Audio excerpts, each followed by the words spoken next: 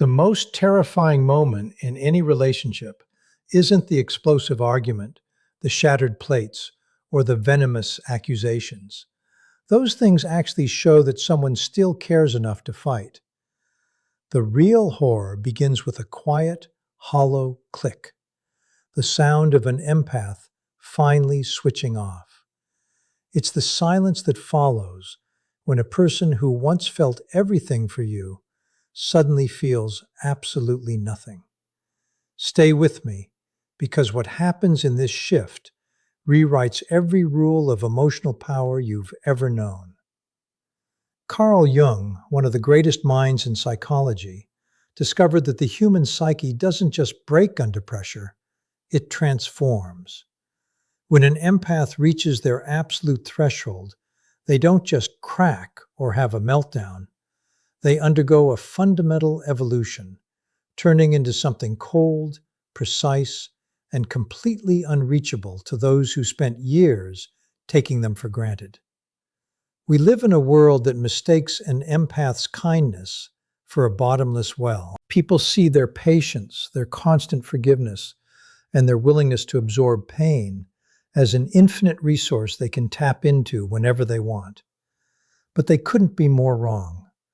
Jung's research into psychological compensation proves that the mind demands balance.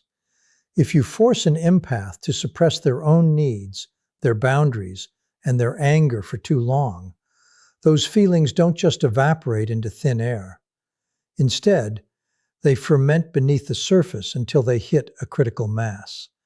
This is where the danger lies. When that pressure becomes too much, the psyche protects itself by flipping entirely. Jung called this phenomenon enantiodromia, the point where a force becomes its own opposite. Think of it like a rubber band that has been stretched to its absolute limit. It doesn't just stay stretched, it snaps back with a force that is equal to all the tension it held. For the empath, this means the person who once loved too deeply, gave too freely, and stayed too long suddenly hits a psychological wall. In that moment, the caring doesn't just fade, it disappears. This shift isn't a slow, gradual decline where you can negotiate or apologize your way back into their heart. It is a total, instantaneous, and absolute shutdown of the emotional connection. This is the silent shift that catches people off guard. One minute, the empath is your biggest supporter, the person who validates your feelings and carries your burdens as if they were their own. You've grown used to them being the safe harbor you can always return to after you've mistreated them. But the next minute, you are a ghost to them. You can cry, you can plead, and you can promise to change, but the, quote, receiver in them has been dismantled. Because they spent so much energy being, quote, all in, when they decide to be, quote, all out, there is no middle ground left. They aren't acting out of spite or trying to hurt you. They have simply moved into a state of psychological survival where you no longer exist as a priority. You haven't just lost their love, you've lost their recognition of you as a person they need to care for. And that is a void you can never fill again. The breakthrough of the shadow is the moment the internal architect of the empath finally decides to stop building bridges for people who only want to burn them. For years, empaths exist in a state of grueling, unpaid emotional labor. They don't just walk into a room, they absorb it. They pick up on the hidden tension, the unspoken sadness, and the simmering anger of everyone around them like a high-powered emotional sponge. This isn't just a personality trait, it's a full-time job that drains their battery to zero every single day. They operate under the beautiful yet dangerous delusion that if they just care enough, listen long enough, or absorb enough pain, they can heal the broken people in their lives. But this path doesn't lead to a miracle. It leads straight to self-destruction. When the empath finally hits that wall, the world expects a breakdown. People expect them to cry, to collapse, or to beg for help. But what actually happens is far more powerful. It's a breakthrough. Carl Jung realized that when an empath finally stops caring in the traditional sense, they aren't actually becoming cold or heartless. They are finally becoming whole. Up until this point, the empath has lived a fragmented life, pushing away any part of themselves that felt mean, selfish, or guarded. They spent their entire existence repressing their shadow, that darker, protective side of the psyche that every human needs to survive. The breakthrough happens when the empath stops running from their shadow and finally shakes its hand. Integrating the shadow is like finally installing a high-tech security system in a house that's been left wide open for years. This is the part of the soul that instinctively knows how to say a firm, unapologetic no. It is the part that can spot an emotional vampire, those people who feed on your light without ever giving back, from a mile away. The shadow understands a hard truth that the polite empath was too afraid to face. Not everyone deserves a seat at your table, and not everyone is entitled to the gold inside your heart. By embracing this darker side, the empath isn't turning into a villain. They are simply becoming a person with a spine. They are learning that being good does not mean being a doormat. This transition is the core of what Jung called individuation, the process of becoming who you are actually meant to be. In this stage, there comes a fork in the road where you must make a radical choice. You either choose the world or you choose yourself. For the empath, this choice feels like the ultimate betrayal. They have been conditioned by society, family, and toxic partners to believe that putting their own needs first is the definition of selfish. They've been taught that their only value lies in how much they can endure for others. But Jung exposed the lie in this logic. He argued that self-abandonment, denying your own needs to keep others happy, is actually the greatest act of violence you can commit against your own psyche. It is a slow-motion suicide of the soul. When an empath finally stops this cycle of internal violence, a miraculous shift occurs. They don't lose their ability to feel deeply, and they don't lose their compassion.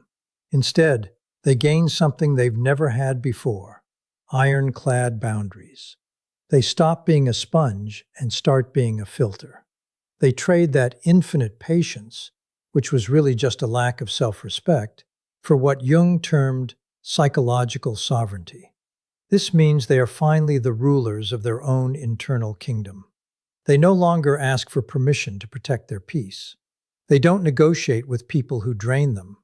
They have finally realized that their energy is a currency, and they are no longer handing it out for free to people who don't know its value.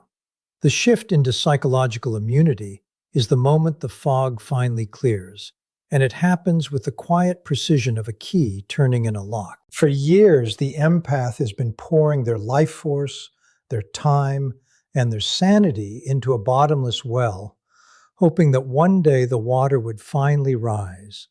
They've been exhausted, drained, and desperate. But then, in a single, unceremonious instant of clarity, they just stop. There is no grand explosion, no screaming match, and no dramatic exit. It is a silent internal no that changes the molecular structure of the relationship. They simply refuse to participate in their own diminishment any longer. They realize that the well isn't just empty, it's broken, and no amount of pouring will ever fix it. This is exactly where the situation becomes chilling for the manipulator. You see, a manipulator's entire playbook relies on two specific hooks: guilt and hope. They keep the empath tethered by making them feel responsible for the manipulator's happiness, or by feeding them just enough hope that things will get better if only the empath tries harder. It's a psychological leash that is held firm for years. But the moment the empath reaches true emotional detachment, they develop what can only be described as psychological immunity. It's as if they've been vaccinated against the very tactics that used to destroy them. Suddenly, The guilt trips that used to cause sleepless nights don't even register. The accusations of being selfish or cold no longer sting. They just sound like background noise. When this immunity sets in, the manipulator's most powerful weapons become completely useless. The love bombing, those grand fake gestures of affection meant to suck the empath back in, suddenly looks transparent and desperate. The empath sees the strings behind the puppet show. They aren't looking through the eyes of a victim anymore. They are looking through the eyes of a witness. The leash hasn't just been loosened, it has been cut at the base.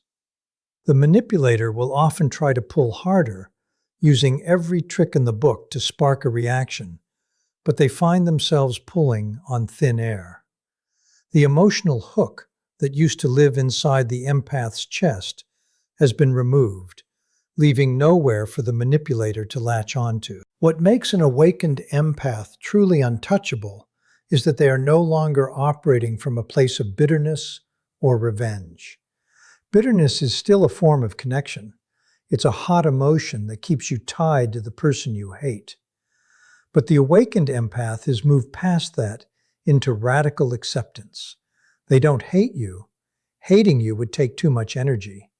Instead, they simply see you accurately for the first time in the history of the relationship. The distortion of hope has vanished. For years, they didn't see who you actually were. They saw your potential or the person they hoped you would become. Now, that filter is gone.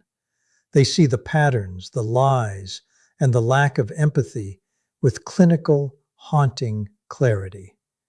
In this state of radical acceptance, the empath finally drops the heavy burden of trying to fix or save you. They have removed the filter of compassion that used to excuse your worst behaviors. They no longer believe the lie that their love is a magic wand that can heal someone who refuses to do the work themselves. They see the relationship without the rose-tinted delusion, and they realize that there is nothing left to fight for because there was never a real partnership to begin with. In that moment of absolute clarity, the manipulator loses every single ounce of leverage they ever possessed. You cannot control someone who no longer needs your validation, no longer fears your anger, and no longer believes your lies.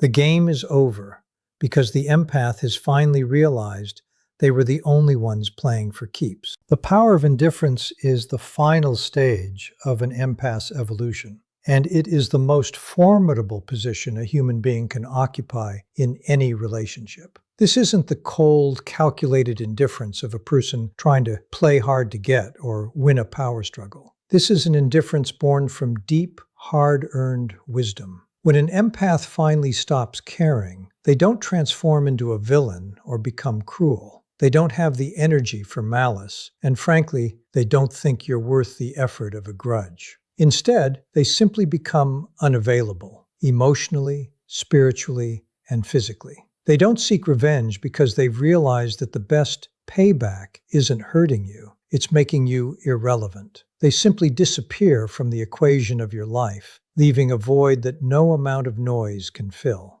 In this state, the empath undergoes a massive behavioral shift that leaves the other person spinning. They stop explaining themselves. They stop defending their reality. Most importantly, they stop trying to make you understand their point of view. For years, they may have begged for your empathy, crafted long messages to explain their hurt, or stayed up until 3 a.m. trying to fix a misunderstanding. But now, silence. They have reached what Jung called psychological completion.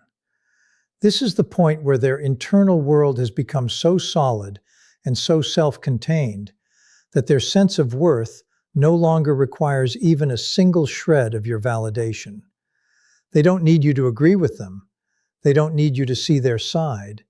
And they certainly don't need your permission to be done. This is the exact moment an empath becomes truly dangerous. People often think dangerous means someone who will lash out or cause a scene. But the most dangerous person is the one who has absolutely nothing left to lose to you. They are dangerous because they are finally capable of walking away and never looking back. There is no apology grand enough to reach them anymore, because they no longer value the words coming out of your mouth. There is no promise of things will be different this time that can pull them back into the cycle, because they've finally seen the blueprint of the trap. You can't manipulate someone who has disconnected their heart from the outcome of the relationship. The true beauty of this transition is that the empath has found something infinitely more valuable than a toxic connection. They have found their way back to themselves. They have realized that their ability to care, to feel, and to nurture was never a weakness. It was a high-value gift they were giving away to someone who didn't know how to handle it. By reclaiming that gift, they are finally whole again. Once that gift is withdrawn, the power dynamic shifts permanently. You are no longer dealing with a sponge who will absorb your toxicity.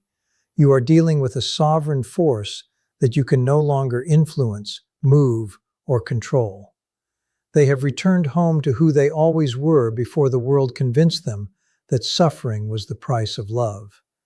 When an empath is done, they aren't just leaving you, they are arriving at their own doorstep, and they are locking the door behind them. Ultimately, the withdrawal of an empath's care is the loudest silence you will ever hear.